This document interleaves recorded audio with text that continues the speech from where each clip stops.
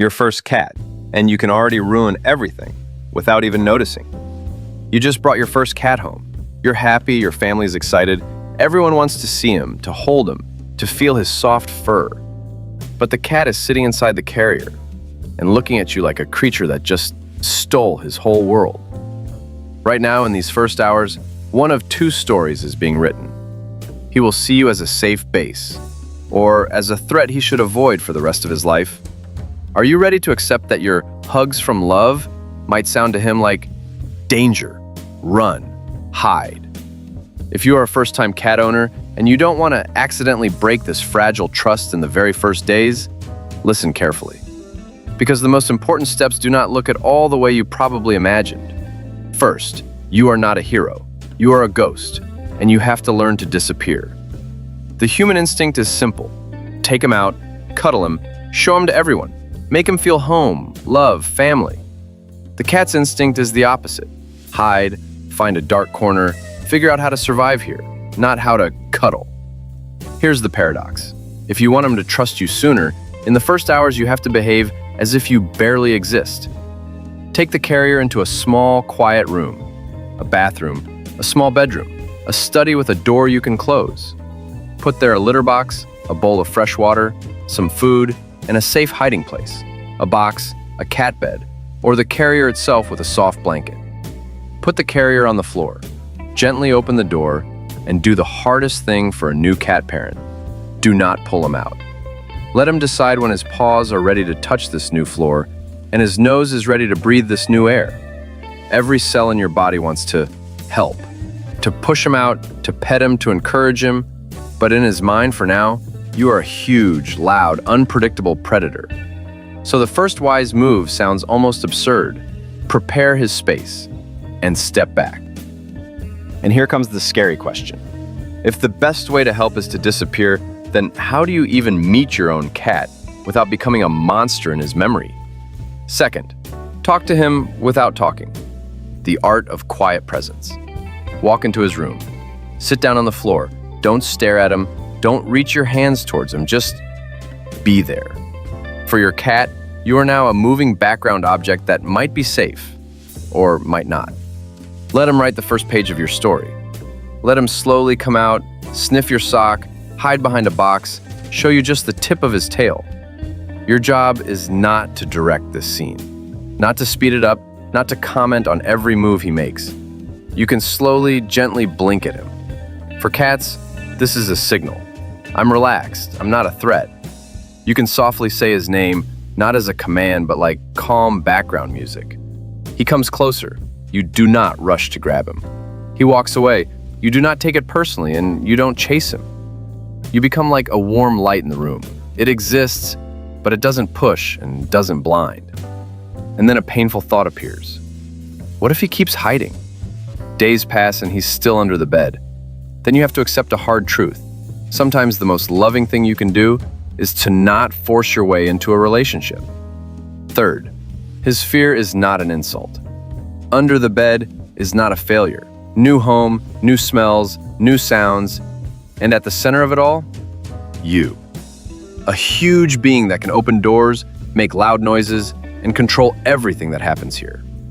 If your cat hides under the bed, couch, or in a closet, it doesn't mean he is bad or that you did something wrong. It means his brain is shouting one word: survive. Survive first. Loving, trusting, and cuddling come later. Give his nervous system what it is begging for: a hiding place. That same box, carrier, or cave where no one will reach in to pull him out. Silence and minimal people. No, let's all go see the kitty. No visitors to meet the new family member. If there are other animals, do not introduce them face to face right away. First, smells under the door, then careful visual contact, and only then direct interaction under your control. You can quietly bring into the room tasty soft food, a few treats, one or two toys. Put them down, say one or two calm words, and leave. You become that strange creature that does something very unusual in the cat world, brings good things and demands nothing in return. And again, a question. If you keep not pushing, if you only give him space, food, and time, then when is it okay to touch, to pet, to be closer? Fourth, The first touches are not cuddles. They are negotiations. Many people think, if he let me pet him, it means he likes it.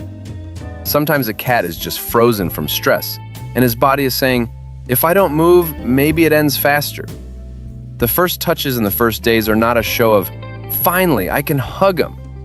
They are a negotiation language. You bring your hand lower, close to the floor. You don't hover from above like a predator. You let him come, sniff, and bump his head into your fingers if he wants. Start with cheeks, chin, and the sides of his neck, areas many cats enjoy. Don't immediately grab his belly, tail, or paws like a soft plush toy.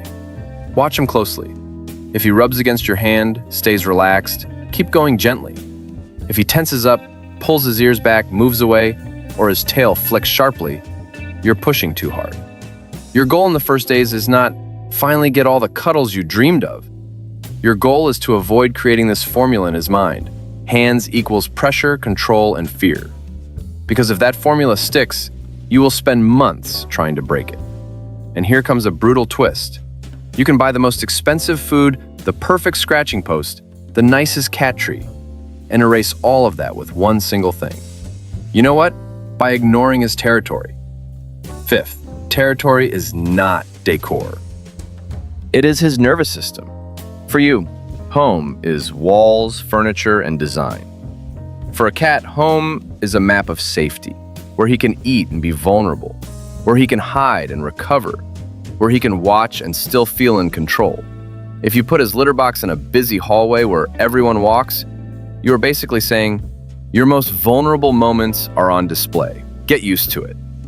If his food bowl is next to a loud machine or a slamming door, you are teaching him, eating equals be ready to bolt at any second.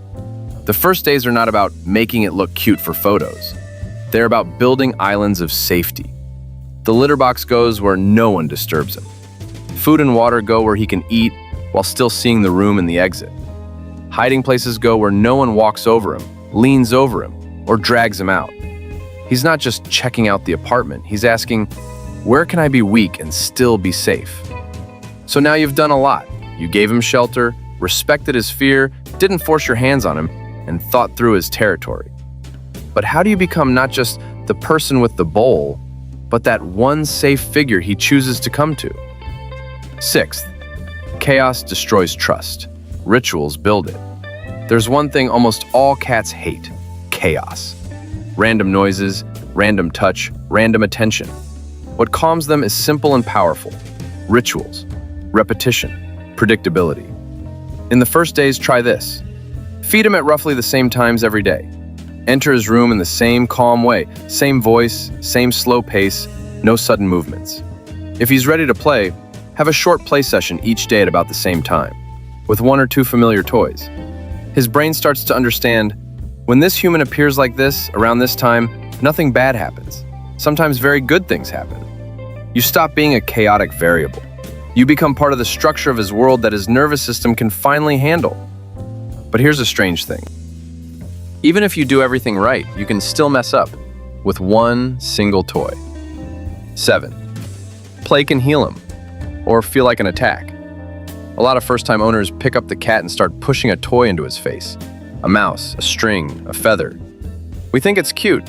For him, it might be overwhelming and aggressive. Healthy play in the first days is not a circus. It's therapy through his hunting instinct. Use a wand toy that moves away from him, like real prey, not something that constantly pokes his nose and eyes. Keep your movements low, smooth, and predictable. Let him watch first and decide when he wants to join. Keep the sessions short, 5 to 10 minutes, so he doesn't burn out or get overstimulated. And the most important part, how you end the game. Let him catch the prey. Let him feel that he wins. Then food, water, rest. This way you teach him that with you, he can get excited and then relax safely. And now you sit there watching him. He eats, hides, plays a bit, sometimes looks at you from around the corner. And the main question spins in your head. Are we ever going to truly bond? Or will he spend his whole life living next to me, but not with me? Finally, what you must not ignore in the first days together. Your first cat is not a toy, not an accessory, not a small baby with fur. He is a being whose entire base of safety is being built in these first days with you. And the way you act now will echo for years. There are things you simply cannot ignore. You cannot ignore his right to be afraid. Fear is not bad behavior. It is his way to survive a huge change. You cannot ignore his pace. You may be ready to love him today. He might be ready to trust you only weeks later. And that doesn't make either of you wrong. You cannot ignore his territory.